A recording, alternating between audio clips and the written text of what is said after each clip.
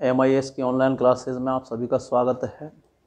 आज की क्लास में जो आपने ये चैप्टर पढ़ा है विश्व बंधुत्व, इसके हम प्रश्नोत्तर कर रहे थे। हमने प्रश्न संख्या 4 तक कर लिए थे। प्रश्न संख्या 5 में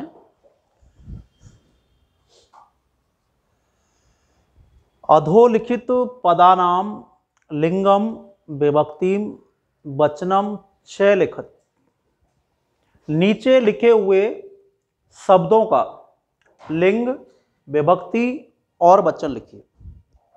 ये प्रश्न संख्या 5 है, जिसमें हमें कुछ शब्द दिए गए हैं जिनके हमें लिंग, विभक्ति और वचन लिखने हैं। बंधु शब्द का लिंग लिखना है। ये शब्द पुल्लिंग में है, स्त्रीलिंग में है या नपुंसक लिंग में है। इसकी विभक्ति लिखनी है, प्रथमा, द्वितीया, तृतीया, चतुर्थी, पंचमी, षष्ठी, संबोधन, सप्तमी जो भी है वो लिखनी है।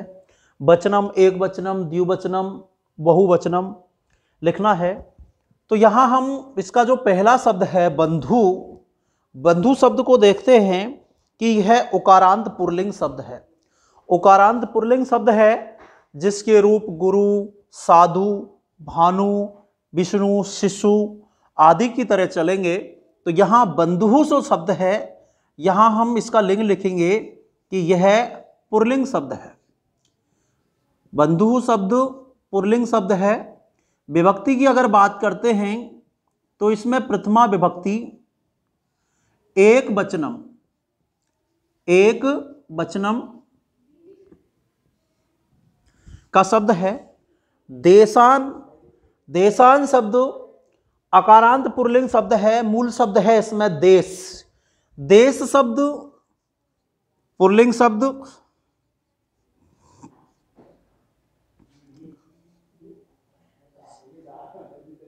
देखिए इसमें विभक्ति द्वितीया, द्वितीया विभक्ति और बहुवचनम, बहुवचनम, बहुवचनम। गणनाया शब्द, गणनाया शब्द मूल शब्द है इसमें घृणा, और घृणा शब्द आकारांत स्त्रीलिंग शब्द है जिसके रूप रमा, लता, निशा, सरिता आदि के समान चलेंगे। यहाँ गणनाया शब्द जो है, इसमें गणनाया शब्द पंचमी और षष्ठी दोनों ही एक जैसे चलेंगे इसके रूप। तो गणनाया शब्द में हम यहाँ पंचमी, षष्ठी दोनों ही विभक्ति लिख सकते हैं। पंचमी और षष्ठी दोनों होंगी। और विभक्ति की देखिए, गणनाया शब्द स्त्रीलिंग शब्द है, आकारांत स्त्रीलिंग शब्द है। विभक्ति पंचमी या षष्ठी दोनों ही हो सकती हैं। एक वचनम, एक वचनम। इसके बाद में रक्षायाम शब्द। रक्षायाम शब्द में भी हम देखते हैं कि रक्षा, रक्षा आकारांत स्त्रीलिंग शब्द है। रक्षा आकारांत स्त्रीलिंग शब्द है। इसके रूप भी रमा, लता के जैसे चलेंगे। तो रक्षायाम, रमायाम, लतायाम, निशायाम अर्थात सप्तमी विभक्ति। यहाँ सबसे पहले हम रक्षा शब्द स्त्रीलिंग, सप्तमी विभक्ति, सप्तमी विभक्ति एक वचनम,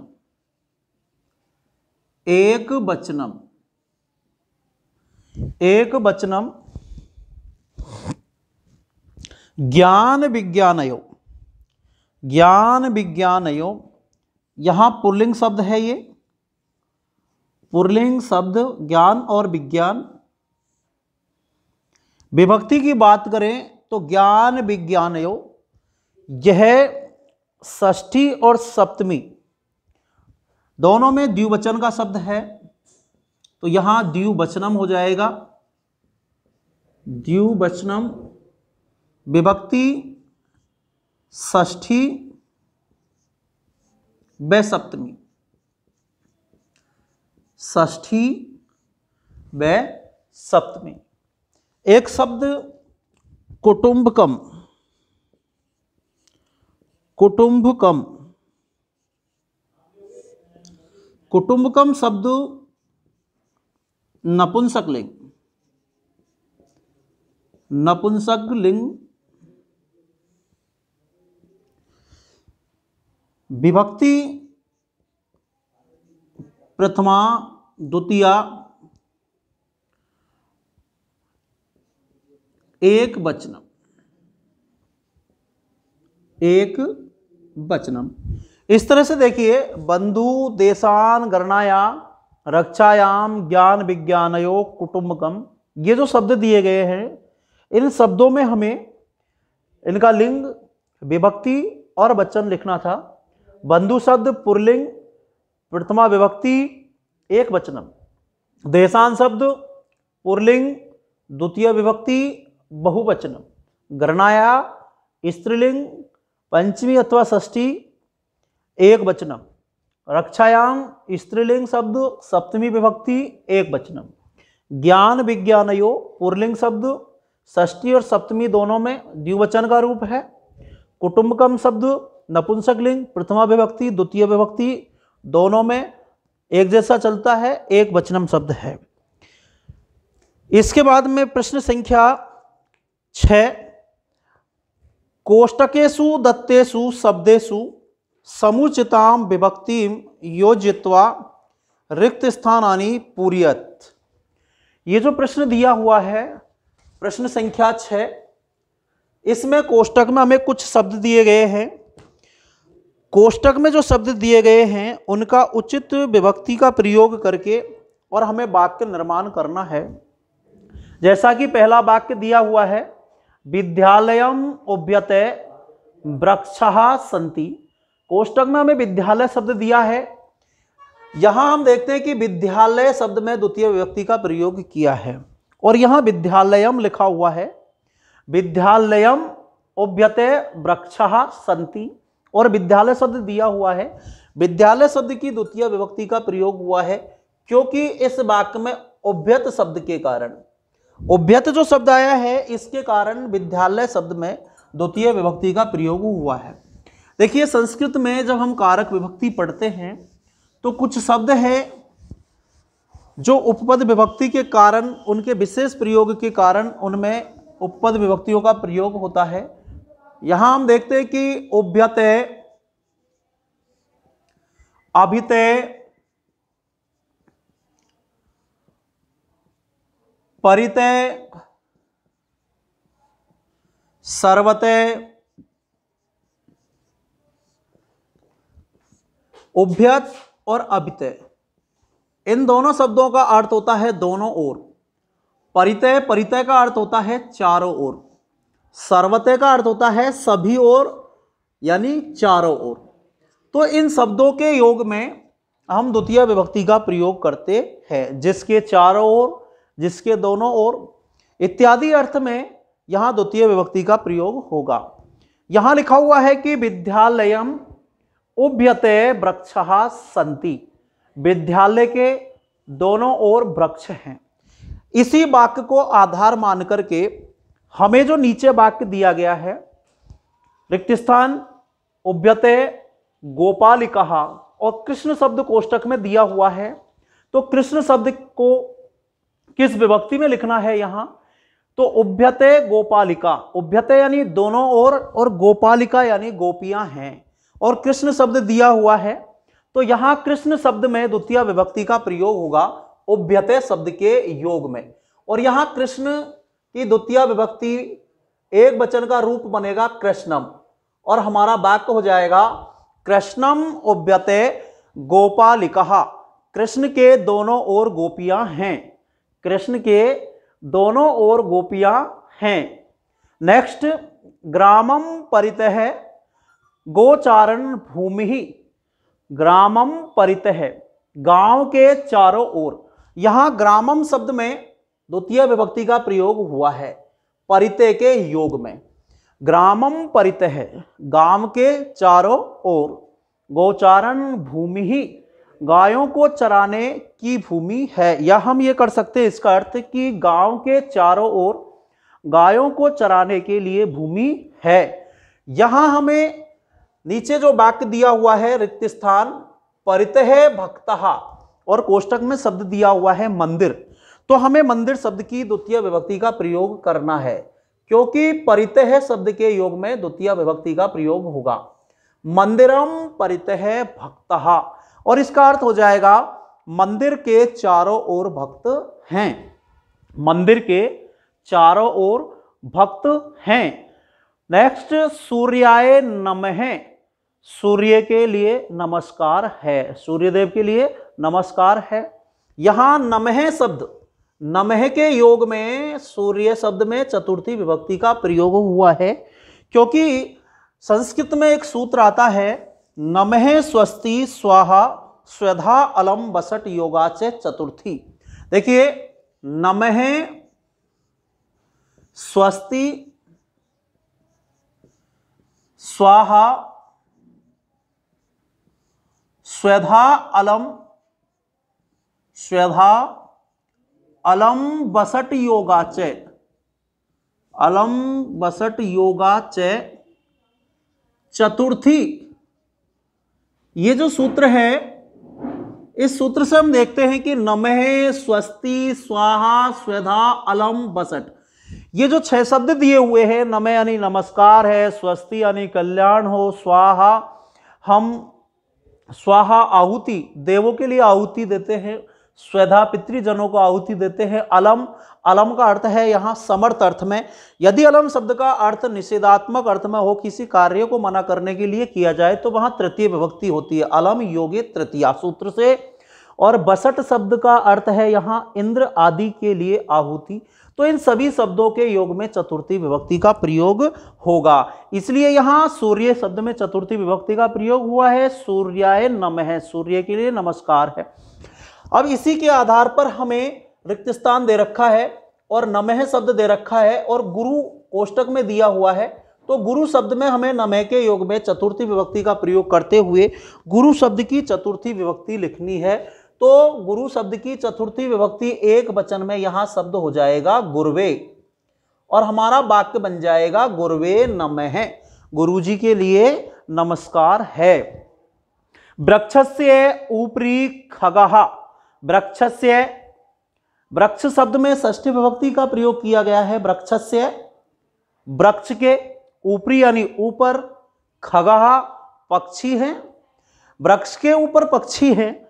यहां षष्ठी से सूत्र से वृक्ष शब्द में षष्ठी विभक्ति का प्रयोग किया गया है, और इसी के आधार पर हमें नीचे जो वाक्य दिया गया है, जिसमें हमें पहले रिक्त स्थान दे रखा है और बाद में ऊपरी ही सैनिक है, ऊपर सैनिक है, कोष्टक में शब्द दिया हुआ है अश्व, अश्व का अर्थ होता है घोड़ा, अश्व का अर्थ होता है घोड़ा। तो यहां जिस तरह से वृक्ष शब्द में षष्ठी विभक्ति का प्रयोग किया गया है, उसी प्रकार से हमें अश्व शब्द में षष्ठी विभक्ति का प्रयोग करना है। अश्व शब्द यहाँ अकारांत पुल्लिंग शब्द ही है, इसलिए इसके रूप भी राम के जैसे चलेंगे, और षष्ठी विभक्ति एक वचन में रामस्य होता है, इसी तरह से यहाँ अश्वस्य हो जाएगा, और हमारा वाक्य बन जाएगा अश्वस्य ऊपरी सैनिक है, अर्थात घोड़े के ऊपर सैनिक है, ये हमारा वाक्य बनेगा। षष्ठी से सूत्र से यहाँ अश्व शब्द में भी षष्ठी विभक्ति का प्रयोग हो जाएगा। तो यहाँ उभयत परितय के योग में द्वितीय विभक्ति का प्रयोग होगा, नमः के योग में चतुर्थी विभक्ति का प्रयोग होगा, और यहाँ संबंध दिखाने के लिए षष्ठी से सूत्र से वृक्ष और अश्व शब्द में षष्ठी विभक्ति का प्रयोग है। तो ये हमारे जो प्रश्न है जिसमें हमें रिक्त स्थान की पूर्ति करनी थी। इसके बाद में नेक्स्ट प्रश्न देखिए, कोष्टकात् समुचितम पदम चित्वा रिक्त स्थानानि पूर्यत, कोष्टक में जो शब्द दिए गए हैं उनमें उचित विभक्ति का प्रयोग करके रिक्त स्थान की पूर्ति कीजिए। देखिए, यहां हमें एक रिक्त स्थान दे रखा है जहां नमः शब्द दिया हुआ है, और नमः शब्द के बाद में हमें जो कोष्टक में शब्द दिए गए हैं हरिम और हरिये, दो शब्द दिए हैं, तो मैंने आपको अभी बताया था नमे स्वस्ति स्वाहा स्वदा अलम बसट योगा च चतुर्थी। तो यहां हरीम जो शब्द है ये द्वितीय विभक्ति का है और चतुर्थी विभक्ति में हरिये है और नमे के योग में चतुर्थी विभक्ति का प्रयोग होगा। तो यहां हरिये नमहे हो जाएगा, यहां हरिये नमहे हो जाएगा। इसी प्रकार से जो दूसरा वाक्य है जिसमें हमें रिक्त स्थान दे रखा है, हमारा वाक्य है परितः कृषि क्षेत्राणि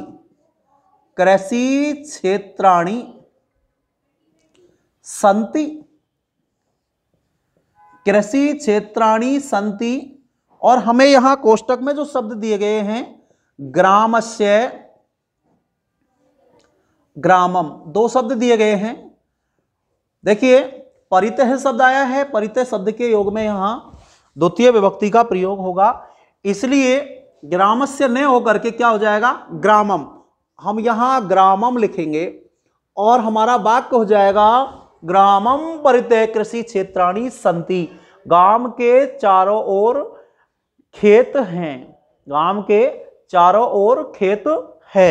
इस तरह से नेक्स्ट देखिए नमहे, नमहे ये रिक्त स्थान दे रखा है और यहां शब्द दिए हुए हैं हमें अंबाया, अंबाया, अंबाया, अंबाई,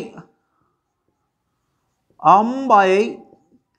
देखिए अंबा एक शब्द है, अंबा शब्द आकारांत स्त्रीलिंग शब्द है, इसके रूप रमा, लता, निशा आदि आकारांत स्त्रीलिंग शब्दों के समान ही चलेंगे। तो यहां जो ये शब्द दिया हुआ है अंबाया, ये पंचमी अथवा षष्ठी का एक वचन है, पंचमी और षष्ठी का एक वचन है। और अंबाये ये जो शब्द है जिस तरह से रमाये, लताये, तो ये इसकी चतुर्थी विभक्ति है और नमे के योग में चतुर्थी विभक्ति का ही प्रयोग होगा। तो यहां शब्द आ जाएगा हमारा अंबाये, चतुर्थी विभक्ति में अंबाये नमः। नेक्स्ट देखिए ऊपरी अभिनेता अभिनयम करोति, यहां रिक्त स्थान दे रखा है हमें, यहां रिक्त स्थान दे रखा है और यहां वाक्य लिखा हुआ है ऊपरी, ऊपरी अभिनेता, अभिनेता अभिनयम, अभिनयम करोति, अभिनयम करोति। यहां रिक्त स्थान दे रखा है और कोष्टक में हमें शब्द दिया गया है मंचस्य, मंचस्य। एक शब्द दिया हुआ है हमें मंचम, मंचम। देखिए ऊपरी शब्द, यहां ऊपरी शब्द दिया हुआ है तो यहां मंचस्य ऊपरी अर्थात मंच के ऊपर, यहां मंचस्य शब्द आ जाएगा, मंचस्य, मंचस्य शब्द आएगा। और मंचस्य ऊपरी अभिनेता अभिनयम करोति, मंच के ऊपर अभिनेता अभिनय कर रहा है। नीचे देखिए एक वाक्य उभ्यते, उभ्यते पुत्रो इस्तः, और यहां हमें कोष्टक में शब्द दिया गया है पित्रम, पित्रम और पितुः। तो देखिए उभ्यत शब्द दिया गया है, उभ्यत के योग में यहां द्वितीय विभक्ति का प्रयोग होगा, इसलिए यहां पित्रम शब्द आ जाएगा, क्योंकि पित्रम शब्द पितृ शब्द का द्वितीय विभक्ति एक वचन का शब्द है, जबकि पितुः शब्द पंचमी और षष्ठी एक वचन का शब्द है। तो उभ्यत के योग में यहां द्वितीय विभक्ति का प्रयोग होगा और पित्रम शब्द आएगा। इसके बाद में देखिए कुछ विशेष बातें, अगर ऊपरी शब्द केवल एक बार दिया हुआ है तब तो हम षष्ठी विभक्ति का प्रयोग करेंगे, लेकिन यदि ऊपरी शब्द दो बार दिया हुआ है ऊपरी ऊपरी, तो यहां हम द्वितीय विभक्ति का प्रयोग करते हैं। इस तरह से हरिये नमः हो जाएगा, ग्रामम परितः कृषि क्षेत्राणि संति, यहां ग्रामम शब्द आएगा। अंबाये नमः, नमः के योग में चतुर्थी विभक्ति शब्द अंबाये आएगा। इधर ऊपरी अभिनेता अभिनयम करोति, यहां ऊपरी के योग में मंचस्य षष्ठी विभक्ति का प्रयोग होगा। पितरम उभयत के योग में यहाँ पितृ शब्द की द्वितीय विभक्ति अर्थात पितरम रूप आएगा। तो इस तरह से हमारे इस चैप्टर के जो भी प्रश्न हैं वो पूर्ण होते हैं। आपको ये सभी नोटबुक में करने हैं और याद भी करने हैं। और नेक्स्ट चैप्टर समवायो ही दुर्जय हम अगली वीडियो में पढ़ेंगे।